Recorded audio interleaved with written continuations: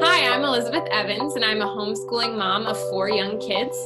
I'm figuring this out as I go, but I'm here to talk to Bonnie, who has been writing and speaking on the subject for over a decade and has been homeschooling for 3 decades. My name's Bonnie Landry. I've got 7 kids. They're ages 13 to 33. I've been homeschooling for 29 years. I'm a wife, a mom, a grandma. I'm a speaker and a writer, and I'm an advocate of joy. So we're here to provide this podcast so that homeschooling can look like you imagined it to be. Hello. Hi, good evening. I thought I was a little bit jealous after our last podcast episode with your tree in the background. I thought, oh, I better do the tree. Yours is gorgeous. I love it. Do you have the big lights, it looks like? Yes, we've got the big lights. It's sort of, they're actually getting harder to find. And it's almost impossible to find ones that, wink, Okay, so we're hanging on to those. Yeah. Like my mom, hung on to tinsel. Right. Our tree has, I think it's like 1,000 lights on it. We have the little baby ones. But... Oh, I love those though, the little fairy lights. I suggested this year for Albert's sake. In Albert's response to Albert's desire, I really like the old kind of lights too, but so could we put fairy lights on as well? And he was like, no, no, we can't do that. So, oh well. Yeah. Until ones aren't available. I bet you have an angel on your tree though. I have many angels. I have a few. I don't have an angel on the top. I'm going to flip this up so you can see. I have a star on the top. Okay.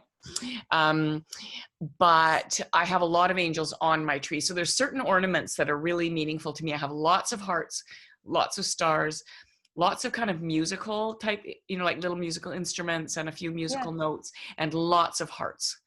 So, yeah. Yeah. We add ornaments to the tree every year. We get a family ornament, and then the youngest gets to pick a new ornament till they're about 5 or 6, because if we let everybody get an ornament every year, we'd need like 5 trees. Yeah, I know. Yeah. Have you ever heard about this tradition? It's a Catholic tradition called the bride's tree. I haven't. Okay, it's really cool. I'll put it in the show notes. I did a blog post on it a few years back, but I've read about it. I don't know where I came across this. I have no recollection of it. But the bride's tree is a set of ornaments that you put together, and they're all symbolic. I think it's maybe about 12 ornaments that you give to a new bride, kind of to start her tree off.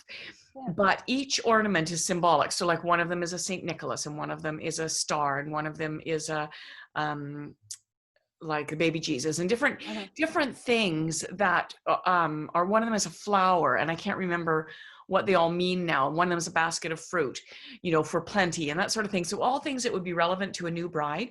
But remind me, I'll put that in the show notes, because it's a lovely tradition. So as my daughters got married, I put them together a box of bride tree ornaments, and eventually when my other kids get married, I'll do the same. I started doing it back in the day for like friends' kids, and I thought, okay, there's no way, I can't keep up. Right. As everybody's kids started getting married, it was like, no, it's not going to work. So that's so funny. That's great. I love it. Yeah. We live near the largest Christmas store in the country, Bronner's. It's in Michigan. So every year we go, and it's like my heaven. They've got it's like a mall-sized store with whole rooms filled with ornaments, and they're all separated by themes. And oh my gosh, it's so much fun. I love that. Yeah, you'll have to come visit, and I'll take you to Bronner's. Let's get rid of coronavirus, then I can come in. Yes, I'm all for it. Oh, okay. So what's up for today? I thought we would I could ask you questions to break down how to turn a book into a lesson, how to make it a curriculum. Okay. Yeah.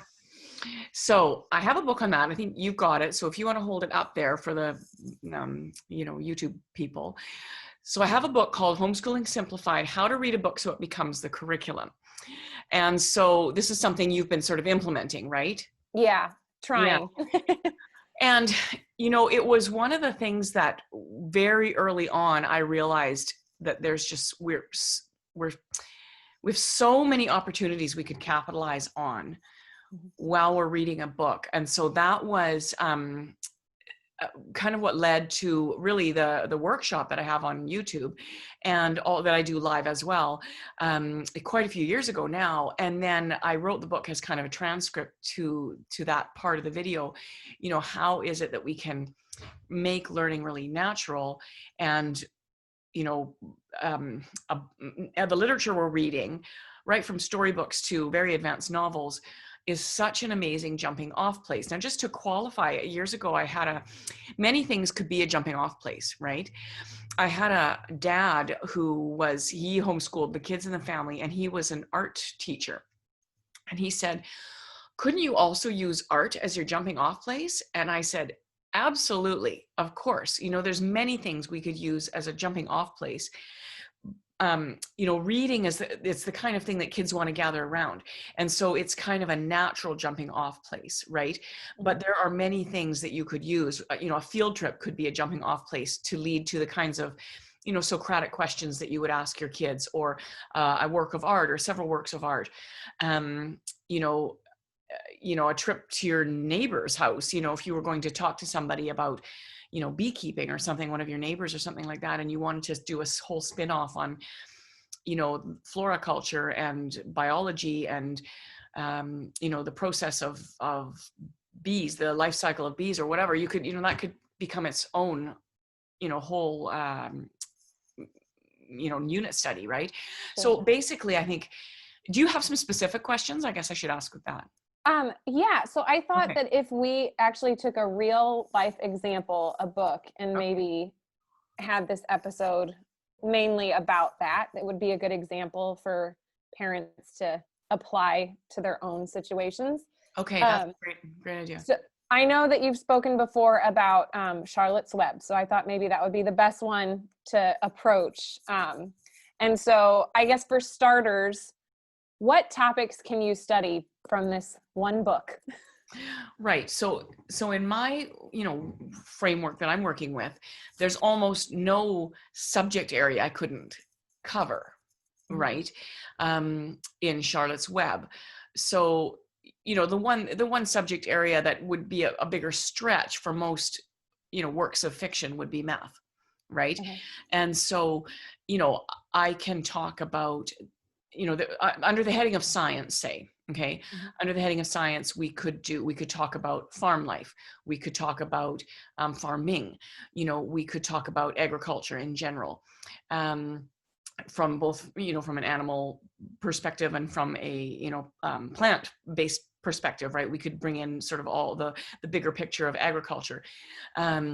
You know, we could talk about spiders. We could talk about how they build webs. We could talk about, you know, habitats that animals live in. We could talk about sort of the microcosms that different kinds of animals live in. We could compare the life of wild animals to the life of domesticated animals. We could talk about the history of domestication of animals. From both a science perspective and a historical perspective, right? All of those things that I just mentioned in science, in fact, you could bring history in along those streams, right? Like what, you know, right back to the agricultural revolution, you know, depending on the age of your kids, of course, you're going to take this as deep as kids require it to be taken, right? And so that might be very shallow if the kids are you know, young, or if they're not grabbing it that much, right? Then you're going to sort of treat it with a light hand, if you know what I mean. So, you know, for example, you might just talk about how farms operate, you know, so you would obviously start that with how this particular farm is operating. You know, how does the Arable's farm operate? How does, okay, what's the farm where Wilbur's from? Isn't it? It's her uncle's farm. I just keep thinking Avery, which is her brother. Yeah. So, you know, we could talk about how those two farms operate, what kinds of things they produce. Are they just producing food for themselves? Are they producing food for their neighbors? Are they producing food for stores? How do they sell their extra food? You know, how do farmers make their living, right? How do farmers, you know, spend their day? Right. So on a very simplistic level, those are the kinds of conversations we could have. It's like, wow, you know, a lot of our food, if I mean, obviously I live in a rural area, so for my kids, it would be more natural. But if you lived in a city, to be able to talk about, do you know where your food comes from? What kinds of things might they grow there? Right? It says, okay, he's got pigs and he's got cows and he's got geese and various other things. Well, what else? Does he probably grows hay. He probably grows some other things to eat, like maybe he grows some grains. Well, you could have a whole conversation about grains and what grains are, right? So, there's, that again, as both a science and historical and sort of very pragmatic social studies kind of in this, like what do humans need to survive? Right? What humans provide those things, what humans, and they might, your kids might bring up questions. Well, dad's a policeman, or dad works on a computer all day. What does he provide? Right. And it's a great opportunity for us to talk about, okay, well, how do different people make livings in the world and how does that support the culture? So for little kids, that's going to be very small. In our town, we have the people who work at the grocery store. We don't live in a farming area, so we get our stuff shipped here by train or however it's, shipped to your area from the farming area around us. What dad does is, works in a bookstore, or dad, is a police officer and he helps to keep everybody safe, or dad is works on a computer for a big company, or dad's a lawyer. And you could talk about how those jobs, affect the community, right? So the younger the kids, when we're talking about social studies, we work from our family unit outward, right? Okay. So we can really think about that, and the kinds of questions that we're going to get into are going to start very much with our own family, like our actual nuclear family, and then our extended family, and then maybe the people on our street, and then out into the city, out into the larger world, right? And so your own history always starts with your own family history, right? That's how kids have to start to get a sense of history. And so those are, if we can kind of think about in sort of all of these things, whether it's history or math or science or whatever it is you're doing, that we go out in concentric circles, right? So we might not talk about, life in the Middle Ages. And now here's an interesting thing though, is as your kids get older, of course, you are going to go further out into those concentric circles of knowledge, right? And understanding. The little kids grab onto that stuff. When you're talking with older siblings about it, their knowledge becomes so vast when they're really small, because they're just around for the conversation. It doesn't have to be focused on them, but they are taking it in, right? Right. And they're understanding. It's amazing. Yeah. How, I'm sure you've got 4 kids, after your first child, you don't really need to teach anybody like their alphabet or how to count. They just do it because their older sibling does it, right? They play hide and seek, or they say the ABC song or whatever. Right. And, it's kind of the same thing. So it's a remarkable what your younger children learn just by being in the environment, right? Right. It's funny though, my 2-year-old will play hide and seek and she'll say, 3, 2, here I come. I love that. So we're working on our numbers. She usually counts down from 3. That's awesome. Yeah. And, in a way, like when we're just starting out and we're kind of getting a handle on how learning can be natural and learning can be Socratic, the concentric circles are actually more about us and what we're able to do. Because for us, if we think, okay, well, social studies is about our family, and then our grandparents, and then our neighborhood, and out from there, it makes it easier to think, okay, well, I just can stay within these first few circles. Would that be a helpful diagram for people? Yeah. Sort of put in those concentric circles and say, okay, if your kids are, K to 3, this is kind of the range you can stay in. And then you can move out from there. And it's exciting to move out from there as a parent, but you kind of got to get your feet wet first, right? Right. And learn how to lead those questions that are so valuable in learning, how to lead those questions, which are just going to grow and go in. You're talking about the same things, transportation, communication, relationships, human interactions. You're talking about those things just in a more global way, right? Right. Yeah, but that's what we learn. So one thing I've thought about is when do you fit these conversations in? Do you read a chapter, then bring it up? Do you start talking about it before you read? Is it, how do you do that? Because I find when I'm reading, it's kind of hard to always make it organic, Yeah. unless Oh, it I totally really hear you. directly. Yeah. So sometimes I would say all of the above is really the correct answer, the answer I would give to those questions. So before we read a story, we almost give it some context, right? Yeah. So if I'm picking up even a storybook, like, not that I, beat every storybook, for everything it's worth, because I don't. I just kind of ride what my kids are willing to take in, able to take in. But I would always give some context, right? So if we were reading Charlotte's Web, I would give them a little bit of information about that, right? Yeah. So, and I mean, if we've read it before, and other kids, they're going to know, right? But for the little kids, this is a story about a girl who lives on a farm, probably around the time when, grandma or grandpa was a little girl. And, and it's about the adventure she has with the animals at the farm, right? It takes place in X. And I'm going to get out a map and show them where it takes place, right? Okay. Because I think that's always really important. We live here, they lived there. Mm-hmm. Right. And you might also want to point out, if you don't live in a farming community, we live in a city right here, but the farming areas around us are right here. Mm-hmm. Right. And, just to give a little bit of context, and the more advanced the book is, sort of maybe the greater context you're going to give. Now, I don't always know the context. Sometimes I look it up. Mm-hmm. So, I might refer to Cole's Notes, or I might refer to, Wikipedia or something like that, just to look up, okay, what's the basic premise of this book? What, I don't want to give away the plot line, but I just want to say, oh, okay, this book is set in the Middle Ages. This book is about the Vikings. This book is about, a modern family, and this is where they lived, right? So mm-hmm. basic information. So then, as the book is unfolding, sometimes I stop in the middle of a chapter and actually say, okay, do you guys understand this? Because I want them to understand what's happening in the story.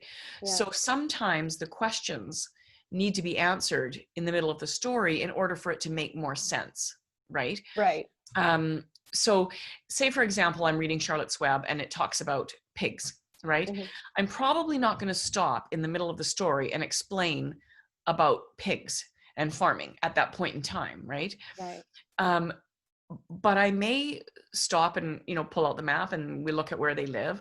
Or I may say, it looks to me like this is a mixed farm. That's what my grandparents had, when before I knew them, a long time ago. They had a mixed farm. So that means they grew vegetables and things, and they also had a few animals. So it was mostly for themselves, but then they sold some, to their neighbors or whatever. So I might say, that's what we call this kind of farm, is a mixed farm, mm-hmm. Or I might just give them a bit more information so that it all makes sense, right?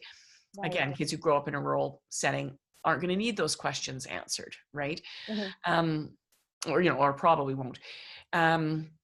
But then, a lot of times what would happen is, as we finish a chapter, is like, oh, wow. Okay. So what happened there?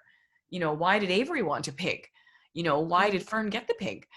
Would you guys like a pig? It's not an offer, it's a question. Right.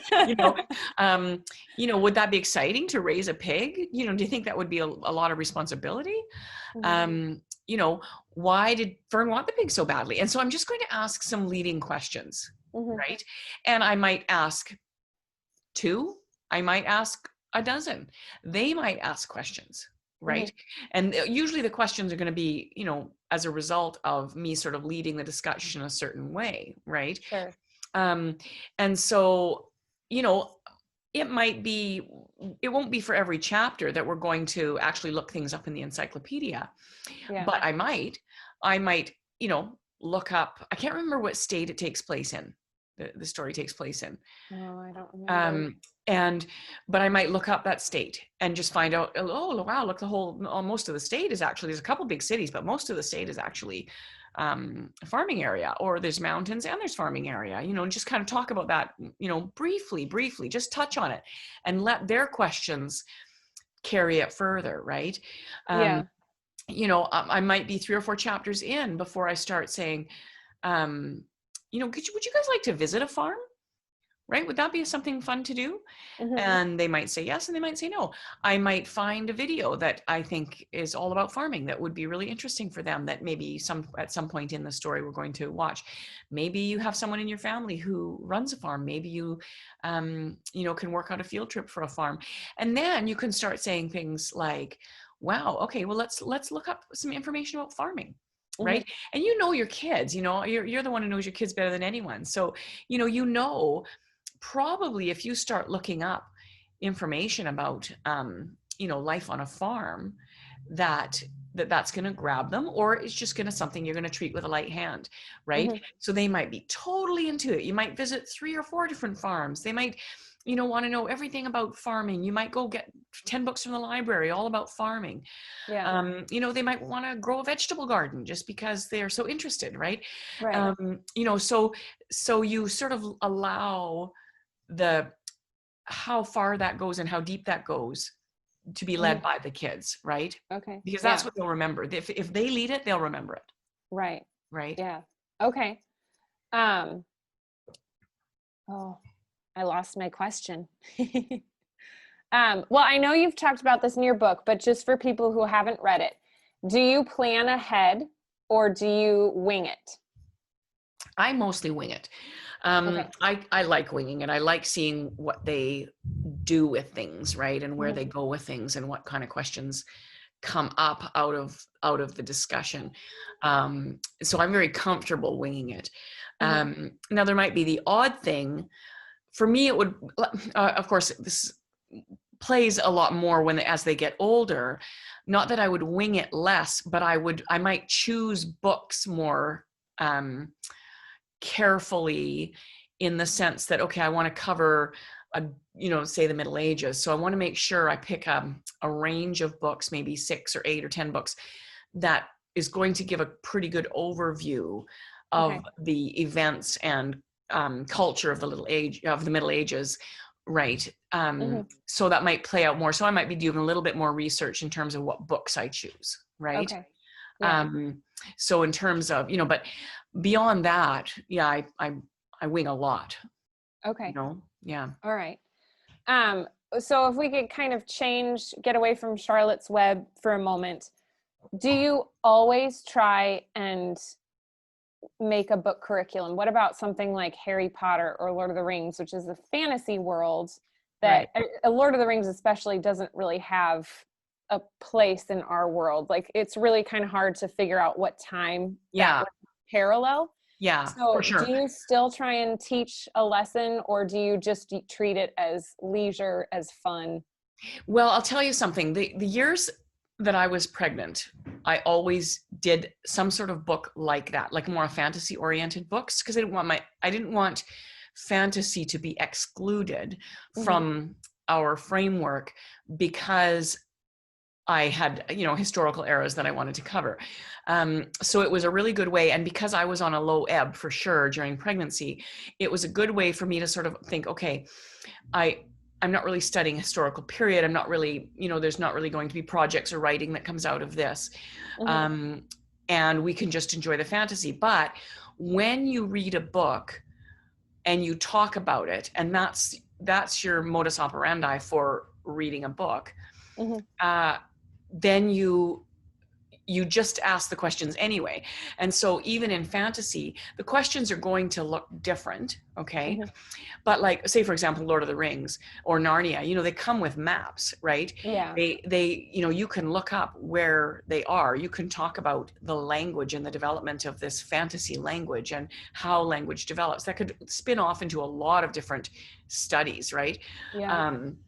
And you might have, like, talking in the teen years, you might have a kid who, say, is really jazzed about language and the development of language. And you might say, hey, why don't you make that a writing project? Why don't you write a project on how, an essay on how maybe the English language developed over the last, couple of hundred years, or since, the Middle Ages or something like that.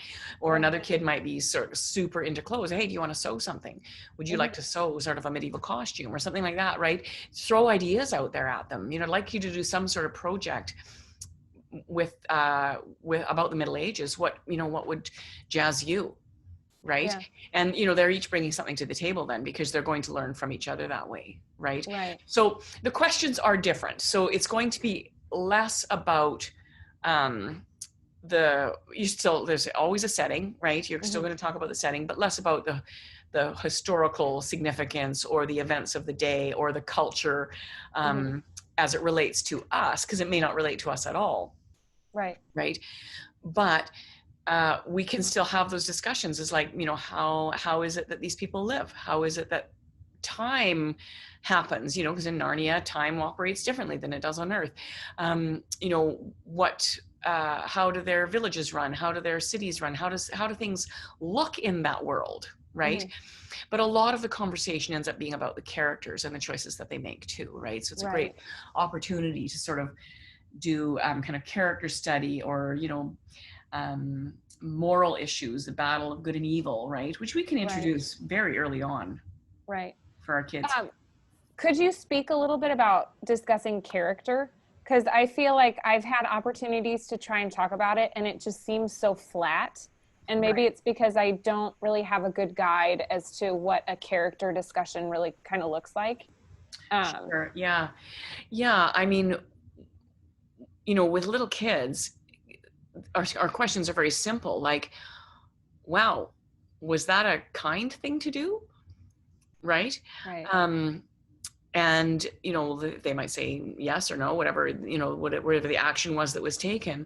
And then you can say, is that person done things that are not kind in the story before this? Like, what kind of person do you think they are? Are they pretty kind? Is this unusual for them to behave like this? You know, and they, you know, if they're a kind person, they might say, no, we don't know why they did this, because it doesn't sort of suit their behaviors up till this point, right?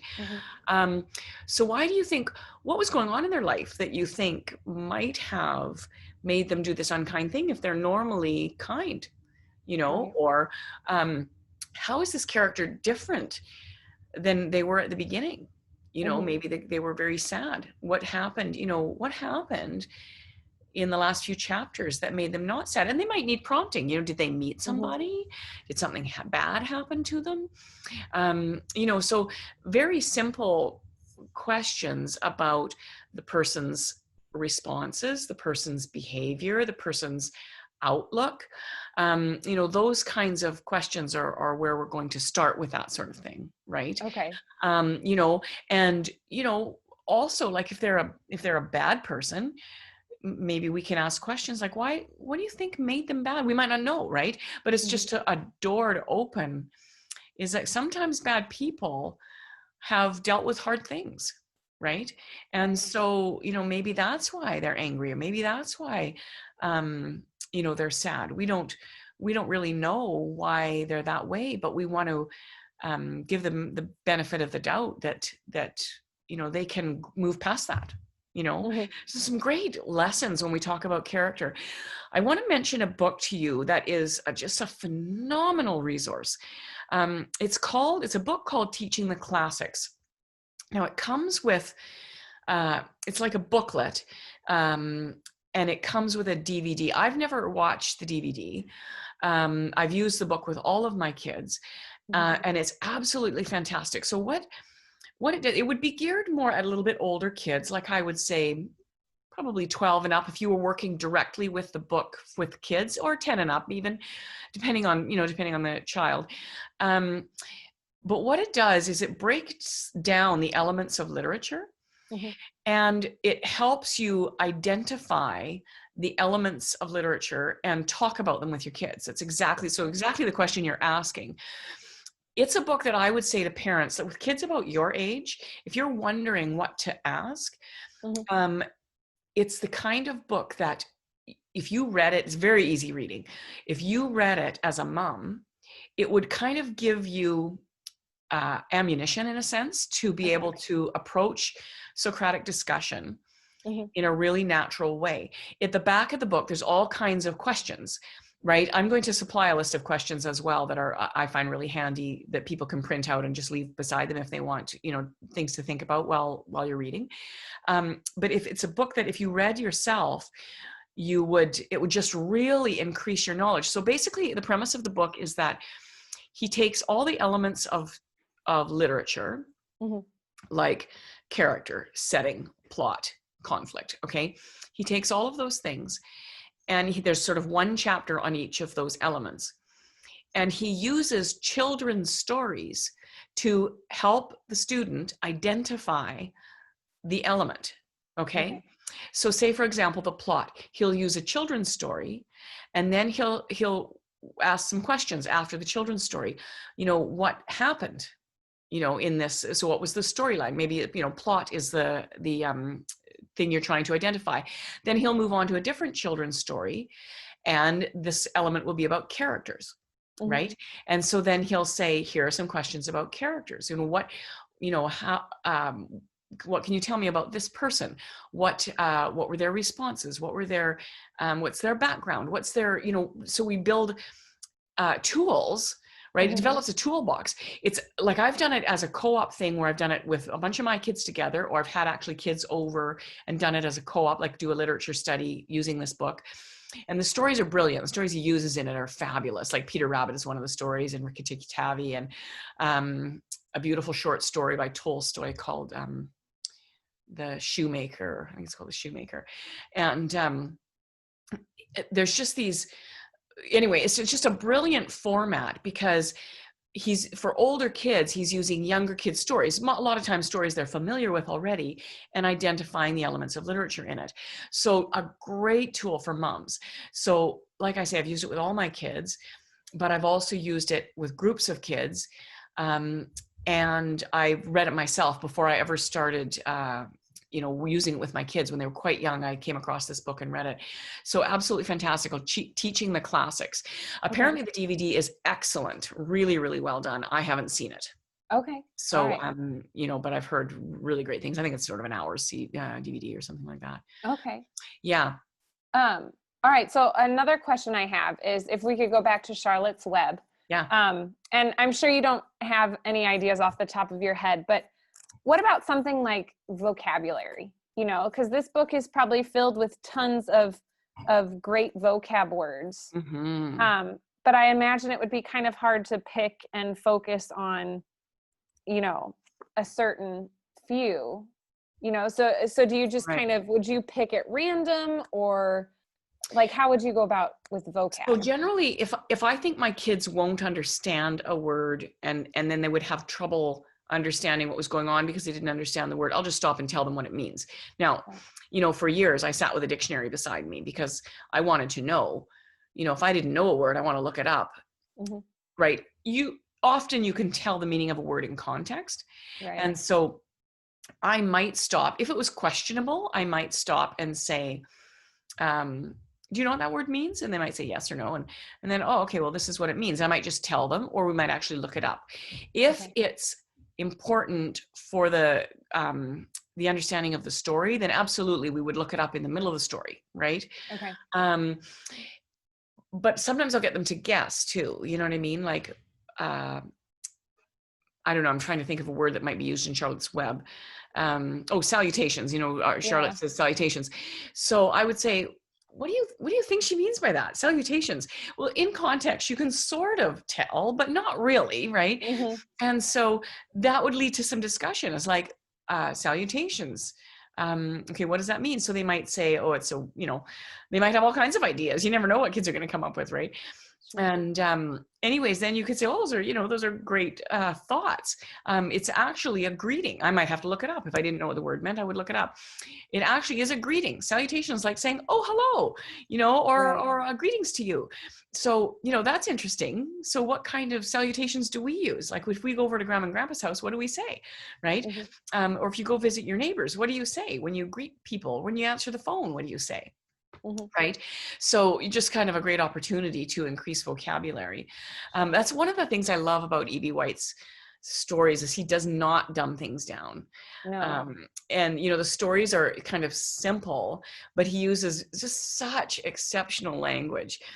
And so, I would often pick out 3 or 4 words and I would just jot them down. I used to keep a piece of paper beside me all the time. And if there was a couple of words I wanted to talk with them about afterwards, that maybe that I knew they knew in context, I would just jot them down, and then we would talk about them afterwards, right? Like when we go to, you know, look things up or whatever. It's like, hey, they used a word in there, such and such. Do you guys know what it means? And they might, you know, say yay or nay, or half of them might know and half of them might not. And, you know, and then you could say, okay, can you think of any other words that would mean the same thing? You know, and get them thinking, well, you know, can you think of any synonyms, right? So there's some good words. It would sound different if he used that word, right? Or, you know, he described Wilbur in this particular way. You could go back to the description of Wilbur. You know, he described Wilbur as being, you know, these things. What if he had described him differently? You know, like, what do you picture what Wilbur would be like? What it would be like to cuddle Wilbur, you know? And, you know, do you think he would smell good? Do you think he would be friendly? You know, what if he had described him as being dirty and, you know, he glared instead of he gazed? You know, what would be the difference between those two words? You know, to glare or to gaze at somebody is quite different, right?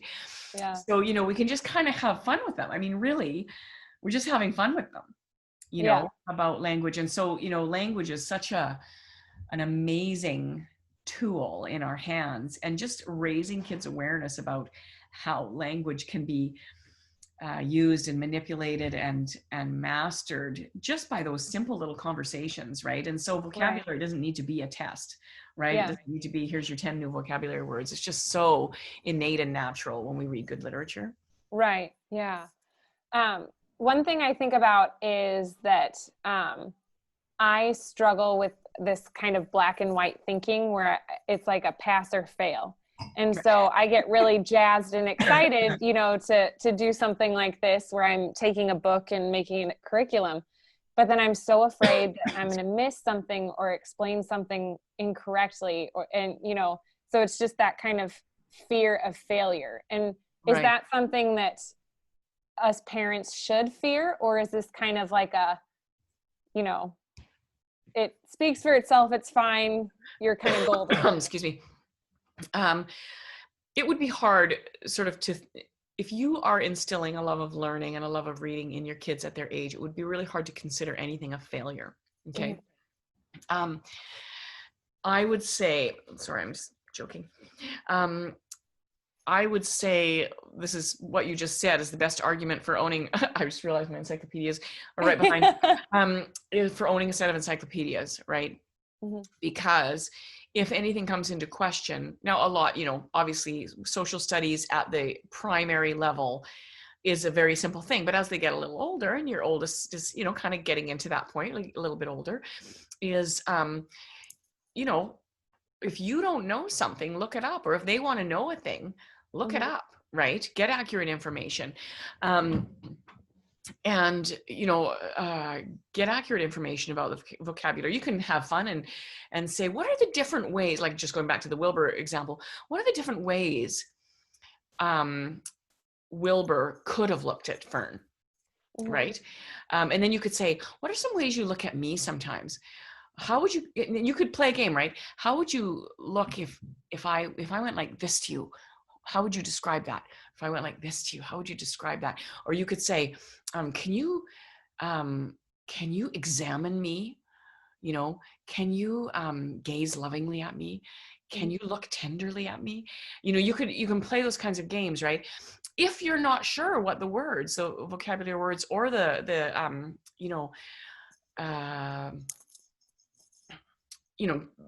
accurate information that you need is, you know, by all means, stop and look it up with your kids. That's kind of where it all goes. That's where you want it to go, right? And so, you know, sort of in the world of pass fail, you know, what we're trying to pass is a love of learning. You know, what information we actually need when we come out of school.